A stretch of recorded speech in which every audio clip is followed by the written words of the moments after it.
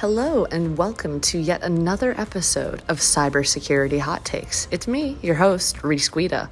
But today, I'm not going to be on the episode. Instead, you'll get to hear from the bright mind of former Gartner CISO, Marcos Christodonte, who is now with Unqork, a no-code platform. He's in conversation with our CMO, Patrick McBride, about this hot take. Strong authentication is the nexus of zero trust. Keep listening if you'd like to hear their conversation, and as always, don't forget to like and subscribe to the podcast. Thank you. Hey, it's great to see a bunch of faces actually in person. I'm Patrick McBride, and today we're going to be talking about the nexus of strong authentication and zero trust, and apparently that's a good topic. They moved us up to a bigger room, so thanks for joining Marcos and I. Just by way of quick introductions for both of us, I'm the Chief Marketing Officer at Beyond Identity. I'm probably best described as a reformed analyst. I sat in that seat for a while. I also sat in the seat of a CIO and a CISO, so I've kind of sat on your guys' side of the table, but I've spent, the last decade or so on the vendor side, or the dark side, as some of my former CISO friends like to call it. I am delighted to have the draw here. I know you guys didn't come to see me, but we've got Marcos Christodonte, who is the global CISO of Unqork, and I'll have him tell you a little bit about that in a second. But Marcos was the former CISO at Gartner too, so pretty familiar with this setup as well.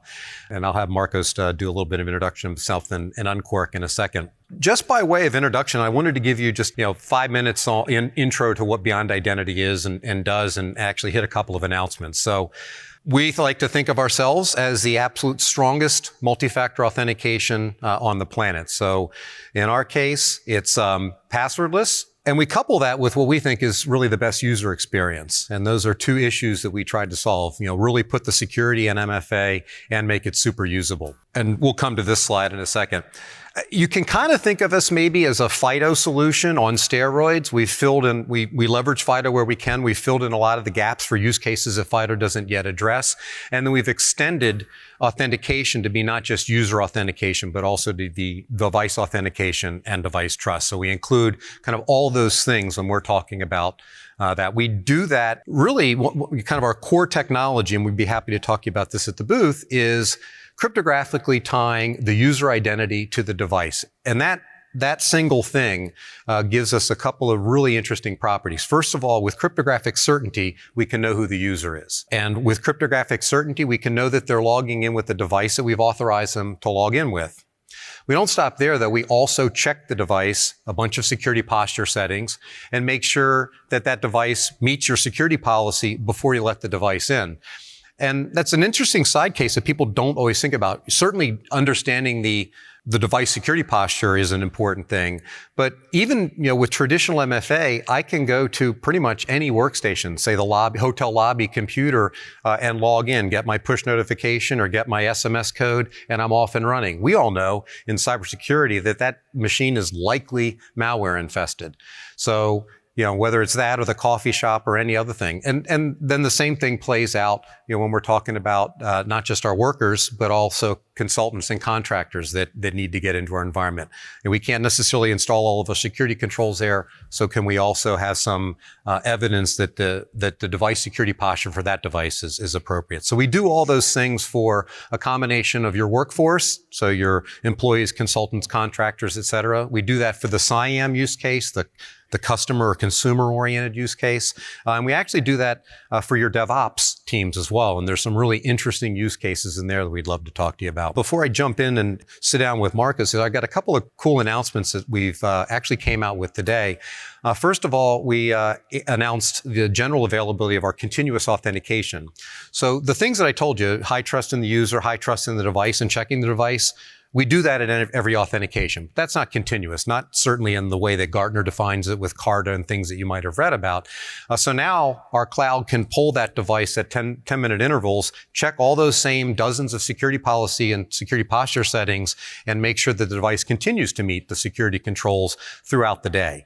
So it's not a set it and forget it, kind of thing. We just let you in, and then, because anything can change. You can turn off your biometric, you can turn off your PIN code, you can turn off your firewall. Lots of things you can do on the device to take it to a posture that you really wouldn't want available. So that's something we've just added. Actually, that's something we've just GA'd. We've actually had it in kind of a early release status for almost a quarter now, because listen, if you're selling front doors, you got to make sure that they open and work. And so it was worth a whole lot of extra testing for that feature. So super excited about that. I know Marcos is excited about that one as well. Secondarily, we also added an integration with Crowdstrike. We just dropped that, from our engineering team today. Allows us to do a couple of really interesting things to really put some meat behind the Zero Trust. First of all, we can check for the presence of the Crowdstrike Falcon agent, make sure it's installed and running on the devices as part of our authentication check.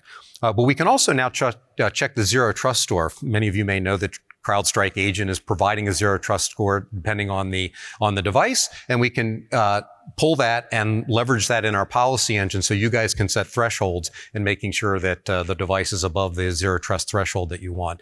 And then thirdly, if anything happens, whether during the authentication transaction we find some issue, the device isn't meeting security posture, or in one of the continuous auth transactions, we can now quarantine the device. We'll do a call out to Crowdstrike and have that device quarantined. So a lot of you understand the idea that identity is the new perimeter, but it's really a bit of a misnomer. It's the identity and the device. Those are the two things that the bad guys go after, and so the things you protect, and that's what we're in the business of doing. I'm a fan of MFA until I wasn't.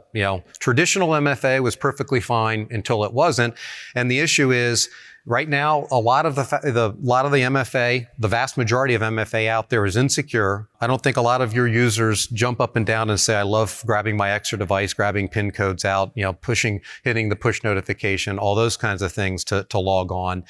And it's missing that device access control piece. It doesn't do that as part of the authentication transaction. It wasn't designed for that. I had a really nice argument with Ann Allen one time, one of the Gartner analysts, and we finally figured out we were talking past each other. And he told me, but Patrick, MFA wasn't designed to do that. And I said, yeah, you're right, but it should, as part of a serious authentication regime. And you don't have to take my word, for the MFA that's out there. This is pulled directly from the January 6th Zero Trust document that OMB put out, with obviously a lot of input from the CSA and a lot of input from the NIST folks. It's, all of the modern or all the traditional MFA that's out there, they basically threw a lot of cold water on. And wasn't just this wasn't an issue with just like sophisticated nation state actors. This is, as they say, in their words, the attacks can be fully automated and operate cheaply at scale. So this is right in, the wheelhouse of financially motivated attackers as well. So bypassing the password, we all know, is easy, but now a lot of the MFA out there is barely a speed bump. So that's where we come in. So with that, let me sit down and since, we've had the chance to work with Marcos in the past, I know two things about him. He would never say, he's way too humble for it, but he's a badass CISO that's very forward leaning. And as we've had a chance to work with him, I just wanted to get him on stage, and, it's much more important to hear from him exactly what's going on. So first of all, why don't we start with a little bit about Unqork? Sure. Thank you, Patrick. So Marcos Christodonte, I'm the CISO at Unqork. Unqork, we are a no-code enterprise-grade SaaS platform. So essentially allowing companies to build out enterprise-grade applications without writing code. I know there's a lot of talk and dialogue about that. Happy to go into it. But we serve customers in financial services, healthcare, federal government, and also insurance. A bit about my background, as Patrick mentioned, I was at Gartner for about 4 years as our global CISO. Prior to that, I spent some time in financial services. I was a consultant as well. I also spent some time in the military, all focused on cybersecurity. Awesome. So he also is, like I said, he's somebody wouldn't tell you that Unqork is also a badass company with a unicorn valuation. They're really doing some things right and growing really fast. So pretty interesting story, definitely worth looking into. Since the title of it is this idea of does Nexus a strong authentication and zero trust, kind of how do you think about that? Sure. I think first I would say I've always shied away from buzzwords. It took me a while to even use zero trust in a presentation, but similar to cybersecurity years ago. But I think there's definitely a lot of sort of anchoring on it now across the industry. You look at what you just pulled up, the executive order from the White House. So I think when I look at zero trust, there's definitely a number of principles that are defined as to what that means. But I think for me, I sort of unpack it as passwordless, first and foremost, and I think that both addresses the issue of bad password hygiene, users reusing passwords on their personal accounts, things of that nature. So I think we've got to get away from passwords altogether. Another aspect is the architecture. How are we ensuring device trust through cryptography, kind of as you alluded to, ensuring that those private keys are stored in a location that's untouchable so that it cannot be compromised. For example, in a secure enclave, the hardware of the Mac OS, the MacBook, or the trusted platform module, TPM, from a Windows perspective. So I think that's a key component. Device authentication, as you mentioned, ensuring that private key is able to be cryptographically validated. And then I think two other pieces, the aspect of ensuring that we're able to validate the posture, the security posture of that particular application as part of that entire sort of chain of trust. And that could be things such as, are the appropriate security controls in place? You mentioned file vault as an example. Is the hard drive encrypted? Do we have our expected security settings in place, whether it's a certain OS patching level or whether it's a certain EDR solution? And then finally, that continuous verification. And so to your point around the new announcement, which I just learned about today as well, which is great. We've been talking. We shouldn't have surprised him, by the way. But ensuring that we're not just validating or checking those different controls at that time of authentication of an application, but we're also doing that continuously. So being able to poll and make certain that posture is not out of line with our policy is important. So I think the amalgamation of those things together and anchoring on those zero trust principles is what I think about in terms of that nexus. What do you think some of the keys to getting that pulled together and implemented are? Sure. I think understanding the architecture is important. What are you trying to achieve? I think when I originally looked at Beyond Identity, it was really just trying to understand my requirements. Am I focused on user experience more so than security, or am I heavily weighting security over user experience? Because there's definitely a user experience aspect to it. The cryptography piece, how does that actually work practically? There's some, I'll just be frank, there's some vendors that are out there that they don't rotate the keys at that time of authentication. And so, some were asking me, how's Beyond Identity doing that? So not to make it a Beyond Identity commercial, but I think that's a key element as well. So really just understanding those requirements and what I'm looking for me, I was weighing more on the security side, understanding how I can use it to upscale the authentications and validate those my device posture, and not so much heavily weighting on the user experience or the user interface side. It was interesting when the Zero Trust article came out, and like a lot of folks, I was reading through it. I was kind of surprised, to be perfectly honest. I go back to the early NIST documents, and I've read kind of most of the 800 series that many of you probably gone through. I was surprised in two ways. First of all, that was a pretty well written document. If you haven't pulled it, it's not just sleepy time reading, which most of those documents are. It's quite good, and I was really surprised. I get your take on this, that they actually called out some of the MFA thing, that they actually went all the way there and said that you can't use this. I assume that the CISA must have had an impact on that. I know they're watching, defending, all the systems there, but I was surprised at two things. That they called those things out, but they also told the federal agencies that they had to make that change in 2 years. Mm-hmm. Heck, the feds, pardon for a lot of great people at the federal agency, but getting an agency to roll over in bed in 2 years is hard enough. And so that was pretty interesting. But I'd be interested in, you've been a fan of MFA for a long time. You've used it before. What do you?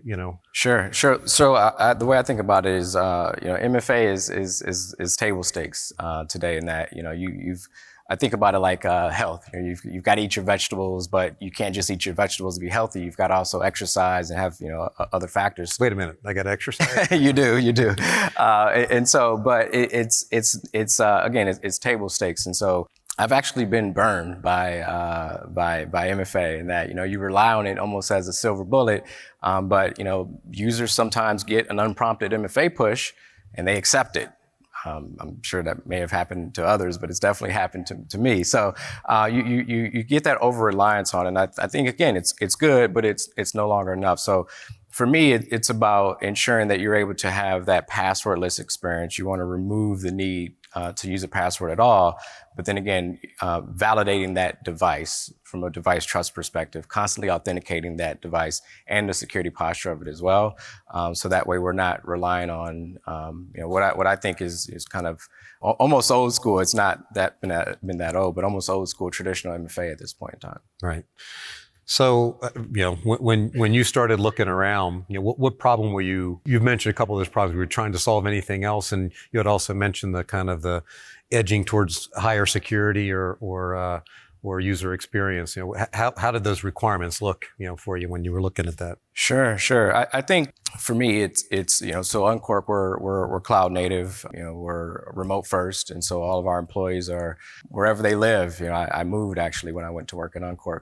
And so understanding that and the fact that, as we use an IDP that's also in the cloud, while they also have an MFA, I wanted to make sure that I can couple it with all those other requirements. And so that was what I did. I sort of unpacked what are the things that I need, whether it's the password list, the device authentication aspect that I mentioned, the device posture checks. And then there's also a level of just understanding the roadmap as well.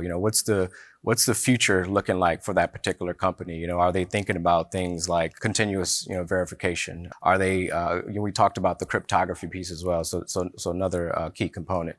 So I think, just understanding those requirements is really what I looked at when I was weighing the two. The one thing I would say that's probably interesting, and I'm sure everyone's experienced this in the past, where, you have a POC. I think that's very indicative as well of kind of the rollout. For me, the POC process was very smooth. We went through it really well, and it was not bumpy. Whereas some of the other POCs that I experienced, similar solutions that are out there, it was quite bumpy. Maybe it was the engineer and so forth, but for me, it's all about putting your best foot forward within those POCs. And so that's, I think, what really tipped the scales for me as well. Hopefully, it's a combination of our engineers and our tech, which we spent a lot of time kind of.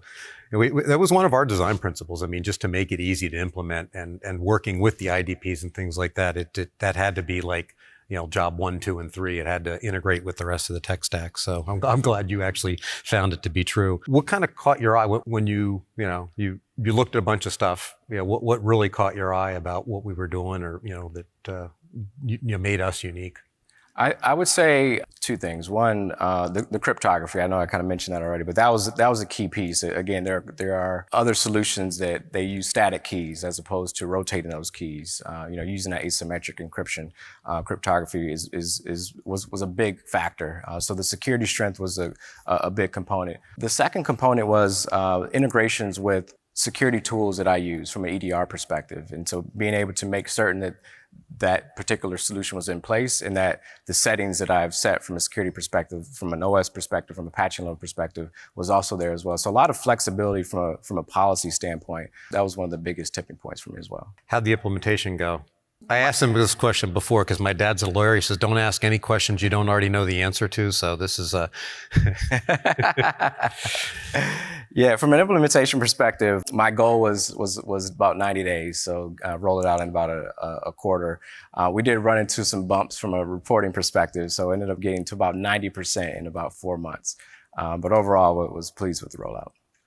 And every time you work with customers kind of in the wild, they tend to use your tool a little bit differently than you kind of rolled it out. They always find some unique things. You were mentioning the other day that you were using it to actually monitor some things that we didn't really kind of think about it from an engineering perspective. Sure.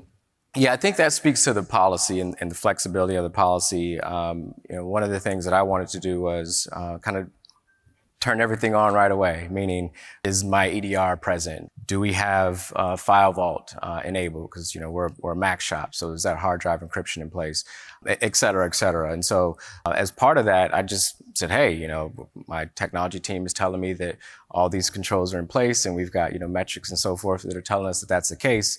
So I'm just going to turn on all these policies day one and see how it works. And so we we absolutely had some authentications that were not successful. Let's just put it that way. But it was good. So that then informed me that, okay, well, something's not right with reporting. Some of the metrics that we had, for example, some endpoints that did not have firewall enabled where we thought it was enabled. So it was a good kind of check. For the CISOs in the audience, they've never had that problem, by the way. All the other guys, their environment's perfect. And when they plug stuff in, it works exactly as predicted, right? For sure. Absolutely. Yeah, it's almost, there's obviously a lot of tools. As we thought about it, it's almost like years ago when at another vendor, the team and I would actually bartend at the party that we threw. And it was kind of because everybody would come to the bar. You're going to get a chance to talk to everybody if you do that. It's a little bit like authentication. Everybody's going to come through the front door at some point. If you can check them when they're going through the front door, it's probably a pretty good, and check their device. It's a pretty good idea. Definitely. We wanted to save, we've got a couple minutes to save for the audience. We definitely wanted to get, so I can do raise of hands. I don't know if we've got a rover mic, but if you do it, I'll go ahead and repeat the question. Definitely wanted to get some, whether it's zero trust writ large or authentication or any of those, we'd be happy to take some from the audience. Yeah, great question. So users love the fact that it's passwordless. That was first and foremost. But because we're remote first and cloud first, they're now asking for more. So they're saying, hey, this local laptop password, can we get passwordless for that as well? So it's been positive sentiment, and actually that's one of the things I'm also waiting on is that desktop login, which is you probably can speak to kind of timing from a roadmap perspective, but absolutely users have been very positive on it. I think the upside is the fact that you can allow authentication and enforce all of those different policies that I mentioned, but without the user knowing is important and effective from a user experience standpoint, because they don't know that, I'm checking for file vault and EDR and things of that nature. I think the way we thought about it when we were going into it, there's a couple comments on that. First of all, if you think about zero trust in that Nexus, it's check every time, and we've always had this as security professionals, not unique to MFA, you're not unique to identity, but we've always had this issue where it seems like every control we put in place, it made the user experience go to crap. And in the last couple of years, I've monitored a lot of CISO events and discussions, and I've been shocked at how often user experience comes up. Like, off the bat, I don't even ask about it anymore. So that, being able to have security and the user experience is as important.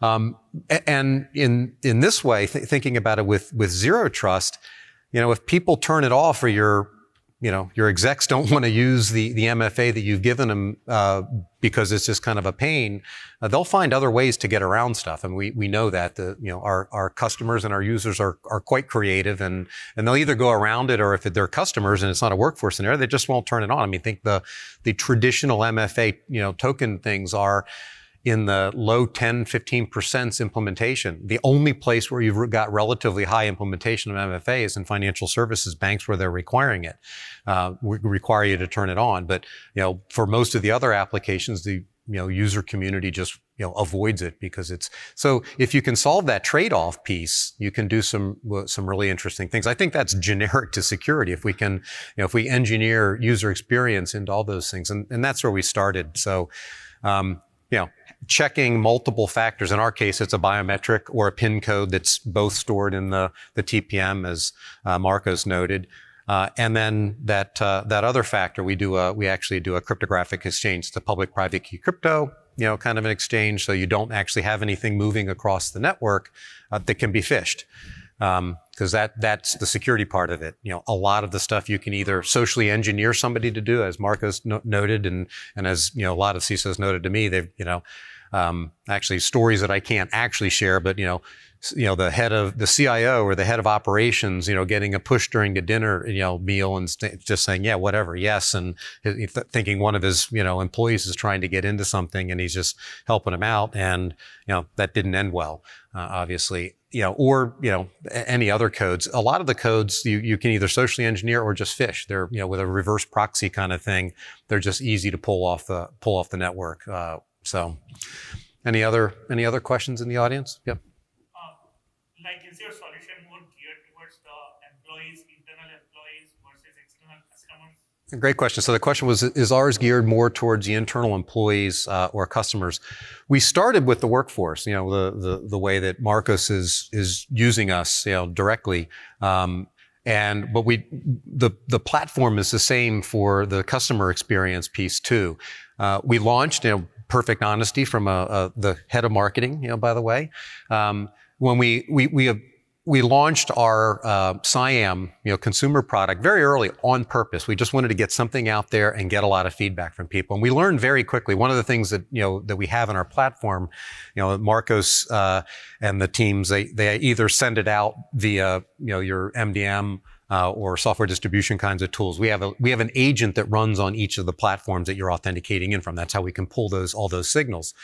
And that became very clear that, a retail outlet wasn't going to have a two-step. You got to download the retail app and then you got to download some other authenticator. So we really weren't ready for that market for a while until we actually had built that into an SDK and an API that they could incorporate into their app. So there were some use cases that we didn't meet the mark for user experience and security. The security piece was there, but the user experience was. So we kind of early released it and then iterated, but now we're in full release and we support both of those. You gotta, this is something that you're not using from us, but I'd be interested in, if you guys are looking into the whole DevOps, are you looking into, as a CISO just in general, are you looking into those environments and worried about that or not? Potentially. I know there's we've talked about exploring that with you all. There's that code signing aspect. So to validate code provenance, who actually, checked in a particular line of code and making sure that it's tied to the user experience that they see today from beyond identity perspective. So have not explored that one with you all yet, but I know that's another added use case that you're covering. Yeah, we did that for both the engineers and developers. It was actually one of our other customers that came at us and said, hey, also a deep forward-thinking guy, really understood the architecture. He says, I got another problem. I got my engineers submitting code, either pulling it down from the repo or submitting it from kind of any machine. And I don't want them to submit it from any machine. I only want them to be able to, commit code into our repository from a machine that, I've issued and I know has all my controls on it. So all the same things that Marcos was saying he wanted to bring to his engineer. And as Marcos said, he says, oh, by the way, you can also fix this code signing thing because we got a bunch of different keys. And, we see in our repository, Mickey Mouse and Goofy and Donald Duck submitted code. We don't know who the hell actually put it in there. And even if we find something like with one of our scanning tools, post facto, we can't really trace it back to who put it in there. So, it's when you get kind of a core tech out there and roll with it, you end up, your customers are pretty ingenious people and they push you in different directions. A lot of that, by the way, I didn't mention in the beginning. So in the kind of the Beyond Identity intro, it's not surprising that we're using public private key crypto. Our founder is a guy named Jim Clark. You may remember, at least the gray hair guys and gals like me, Jim founded a company called Silicon Graphics, and then he went on to hire a couple of engineers out of the University of Illinois and put them up in Silicon Valley, and they they created Netscape. People think about Netscape as a browser company, but they tend to forget the part that they invented SSL, Secure Socket Layer, which we all know now is TLS and the lock in our browser. And so we're using a lot of those fundamental principles of that tech in the environment. We use FIDO where we can because, they've done some really nice things there, but in many places that, just they haven't solved all the use cases. So any other audience questions? I love the idea of continuous authentication.